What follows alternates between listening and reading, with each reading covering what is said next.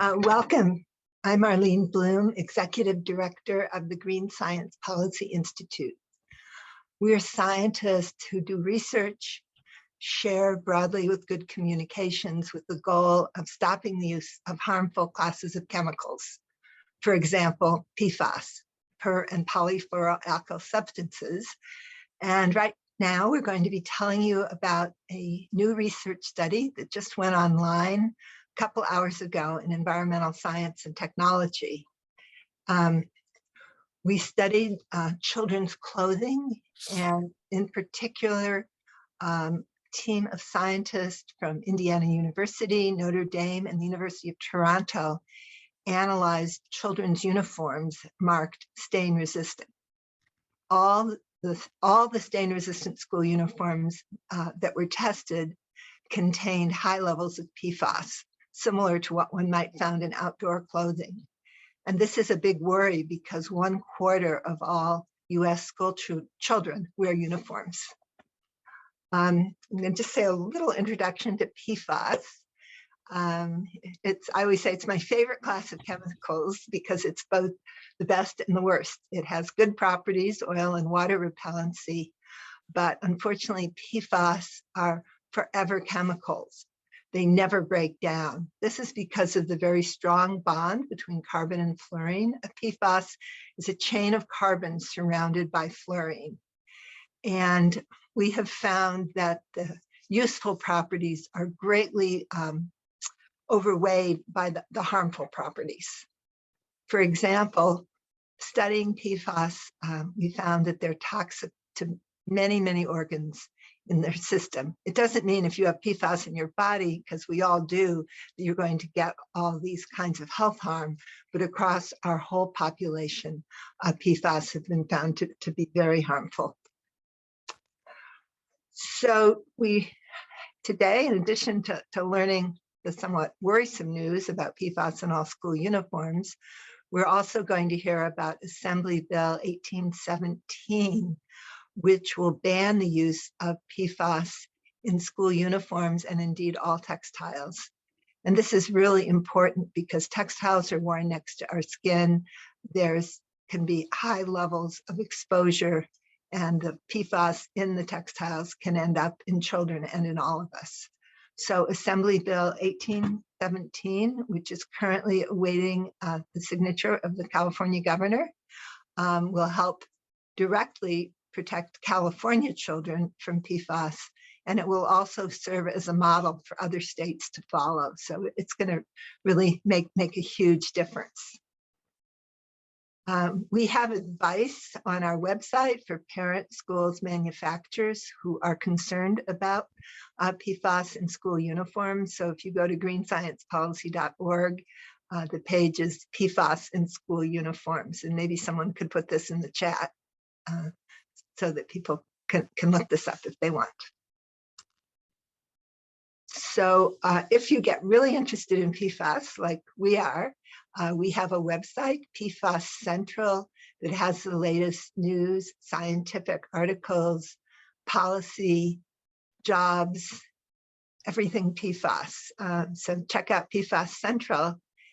And if you want PFAS-free products, we also, most popular page on the website is called PFAS Free. It was done for the benefit of communities who had been drinking PFAS-contaminated water. And unfortunately, tens of thousands or hundreds of thousands of Americans may have been drinking water with PFAS, and people who have want to buy products that do not contain it. And so this is a list of products where the manufacturers have told us there is no PFAS. So we have a distinguished panel of speakers today to tell you about our research paper, the new legislation. And to begin with, I would like to introduce one of the most famous and long-term PFAS warriors, Rob Bilott. He's the author of a great book, Exposure, Poisoned Water, Corporate Greed, and One Lawyer's 20-Year Battle Against DuPont. I think the title says it all. His story is also told in the movie Dark Waters. So Rob is going to tell us a little about why it's such a good thing that we're going to stop using PFAS in textiles. Well, thank you, Arlene. I really appreciate the opportunity to be here today and to be part of this distinguished panel with some really important work. You know, as you just heard from Arlene, we're talking about the concern around this completely man-made family of chemicals known as PFAS, or forever chemicals. And, you know, unfortunately, there's been really growing scientific consensus here about the threat and the risk to human health from exposure to these materials. You know, not only from an independent science panel findings going back almost a decade on one of these chemicals, PFOA, but then echoed by a recent independent National Academy of Science review of the expanding group of these chemicals, now known as PFAS, that echoed the concerns about the potential threat to human health from exposure to these chemicals. And for the last several years, I think most of our efforts nationwide and now, frankly, internationally, have been really focused on trying to stop the ongoing exposures to what's already out there, particularly in our drinking water, as you heard from Arlene. You know, and efforts going underway all over the world to test and sample drinking water supplies and try to make sure this is filtered out of what we're drinking every day. But equally important, if not more so, is making sure that we can begin to stop and minimize exposures to this stuff continuing to come out into the world, into products that we are continuing to buy. You know, there's been a lot of discussion about some of these PFAS, particularly the ones with 8 carbons, C8s, like PFOA and PFOS, being phased out or no longer used. And you may even see advertising saying PFOA free. Unfortunately, what we now know is that's just 2 of the many chemicals in this family, and many of them continue to be manufactured and used.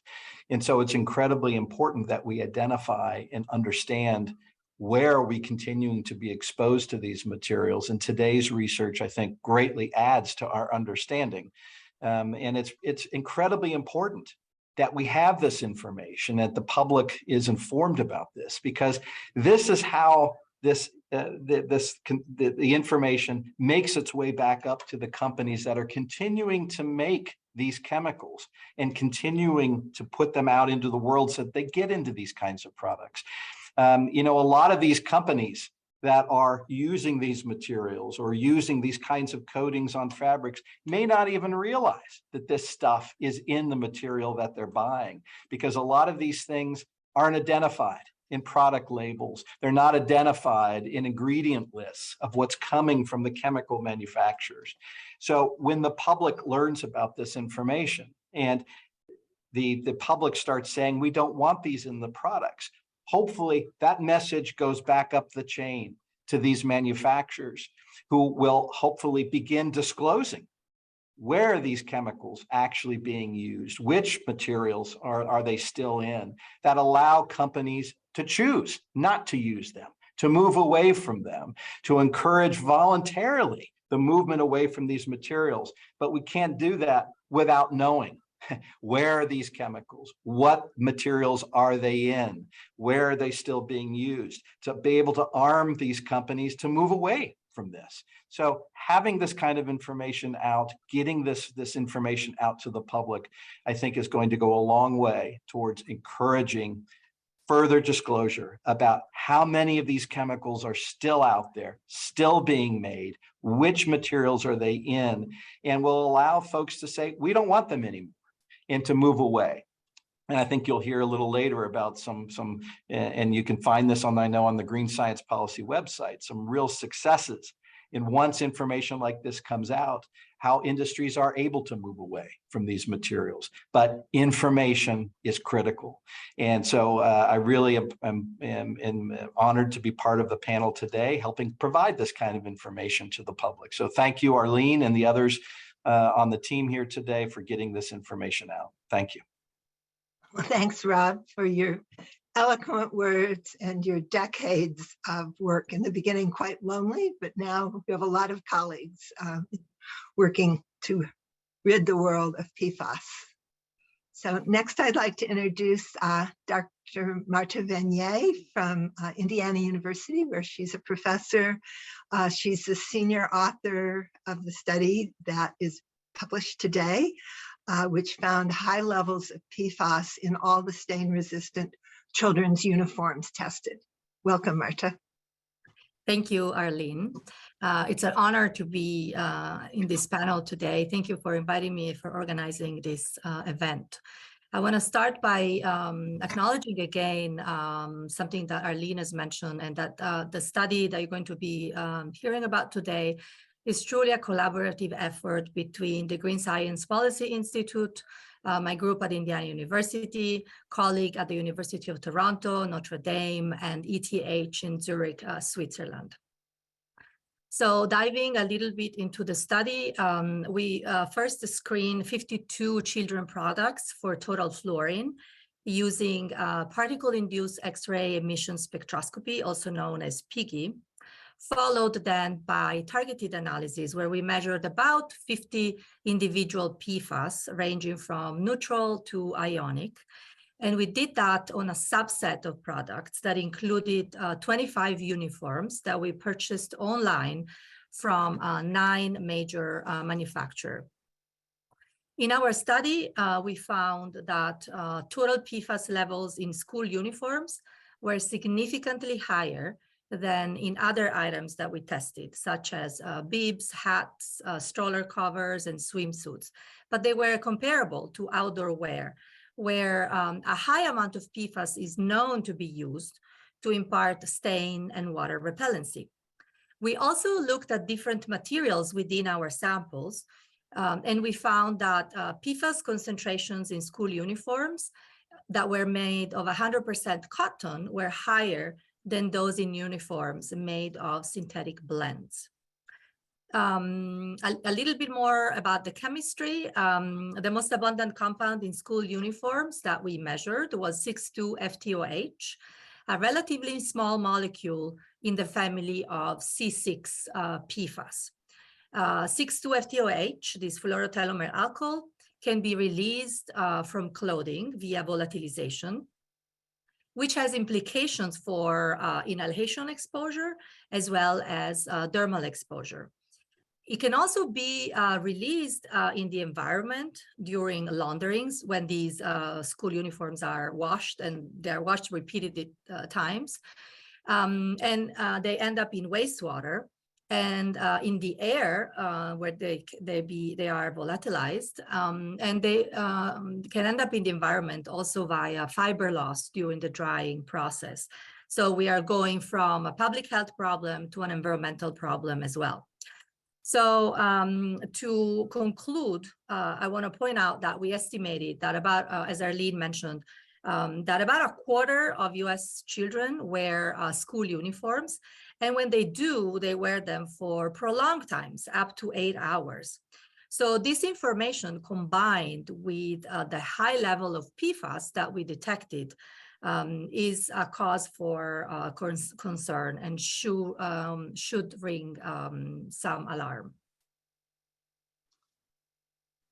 Thank you, Marta, and thanks to you and your team at Indiana University, and as you said, also to University of Toronto, Notre Dame, and CH Zurich for all the good collaborative work.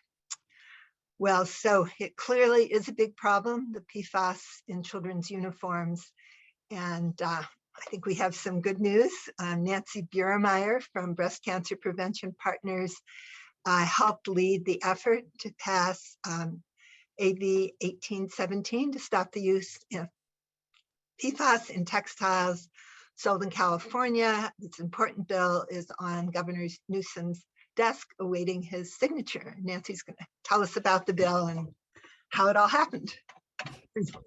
Thank you, Arlene, and thanks to everyone on the call and all the other speakers for the opportunity to speak with you. The Breast Cancer Prevention Partners works to eliminate chemicals in the environment that are linked to a higher rate of breast cancer. And as such, we've long had a concern about these PFAS chemicals. As a result, we've been working in partnership with other co-sponsor organizations, the Natural Resources Defense Council and the California chapter of the Clean Water Action, and with incredibly strong leadership from Assemblymember Ting, who you're going to hear from in a minute, To pass this bill, AB 1817, I'm going to give you a little more detail about what the bill does, and then I'm going to allow Mr. Ting to I'm going to turn to Mr. Ting for sort of the bigger context. So as Arlene referred to, AB 1817 bans the manufacture, distribution, and sale in California of textile articles containing PFAS. And textile articles is broadly defined. Apparel, including outdoor apparel and the school uniforms that we're talking about today, accessories, handbags, shower curtains, upholstery, bedding, towels, tablecloths are all covered under the bill. What we did not cover was carpets and rugs and aftermarket treatments, which is being addressed by the California Safer Consumer Products Program.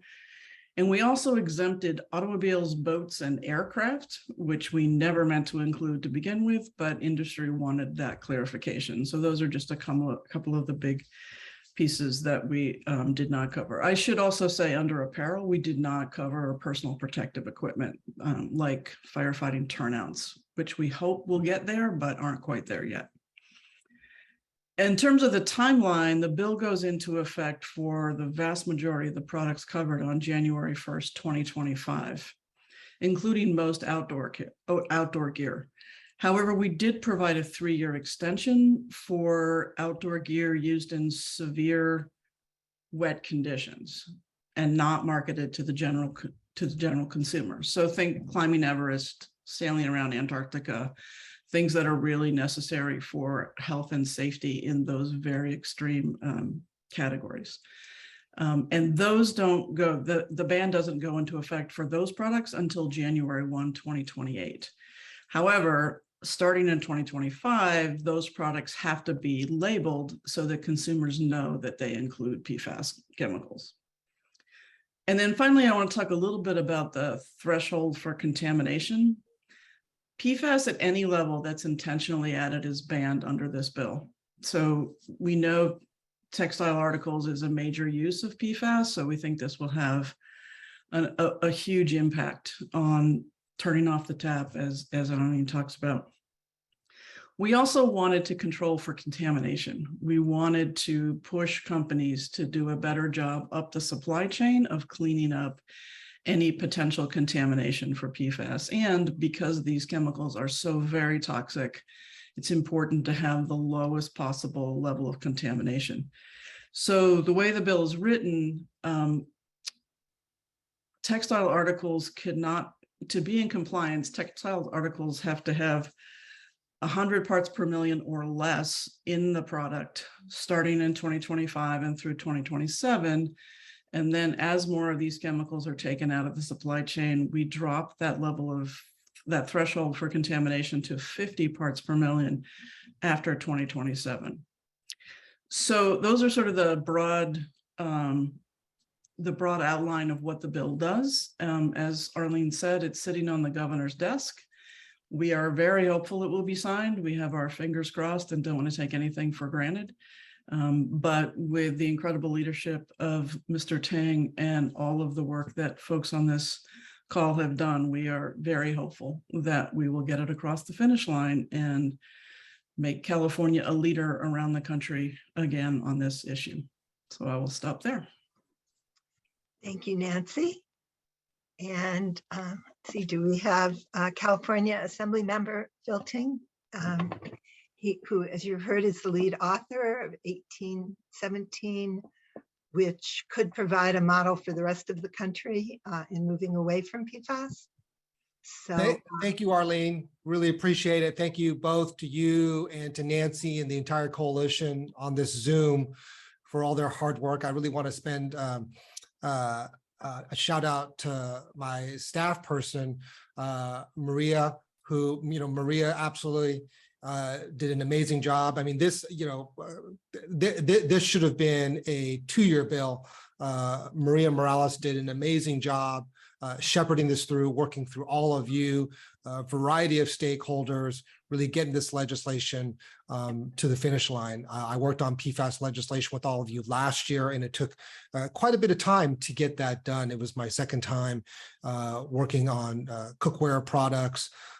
as well as food packaging. And it was very difficult the first time, 4 years ago, but really thanks to the coalition here, as well as what's been going on in New York, just very, very excited to see people finally understanding the dangers of PFAS and how we really need to get it out of our clothing, out of the various products all around, that we really don't need it. And frankly, the biggest issue is the contamination of our water system at a time when we're in drought, at a time when drinking water and water in general is at a premium.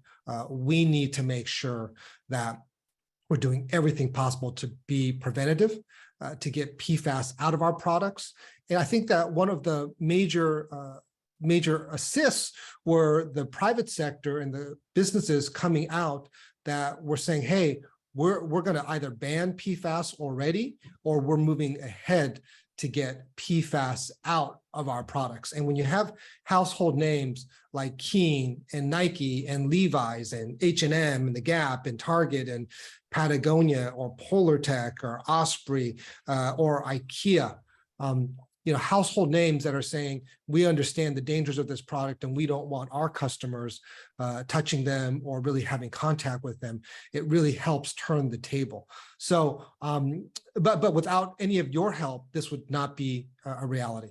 The fact that you did all the very early work, helping do research, helping really let people know the dangers of this very toxic chemical, has definitely made me think harder about what PFAS is in what I'm wearing or cooking with, and just being very cognizant of how dangerous it could be to my own health, as well as the health of all Californians. And so I think all of you need to be applauded. This is a great, great victory. I am hopeful that the governor will sign AB 1817, and we're going to make sure that we get this bill across the finish line. I just really want to just thank you all for your hard work, not just on this bill, but really persevering on this issue. I'm very lucky to come from a city in San Francisco where we have a Department of Environment that's been talking about this issue for a while as well. And I'll be looking forward to next year, the next 2 years, to figure out what else we need to do to really further our reliance, further reduce our reliance on PFAS. So again, thank you so much. I really appreciate the partnership and the organization. And again, we couldn't have done it without my phenomenal staff, Maria, and all of you working together and bringing all the stakeholders together and getting a great bill to the governor's desk. Thank you so much. Well, thank you for your leadership, and thanks to Maria and your staff. Okay, well, thank you all. We had promised about half an hour, so we're just a little bit over.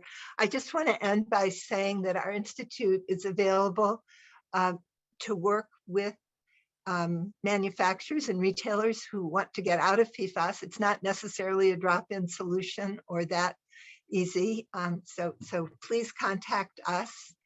So you can learn more on our websites at greensciencepolicy.org, PFAScentral.org, which is all information about PFAS, or sixclasses.org. And I always say, if you want to learn about PFAS and other toxic chemicals, once a month we send out a newsletter. If you go to any of our websites, please sign up and do get in touch with us if we can help you reduce the use of PFAS during I guess there's 2 years that this legislation, before the legislation really takes effect.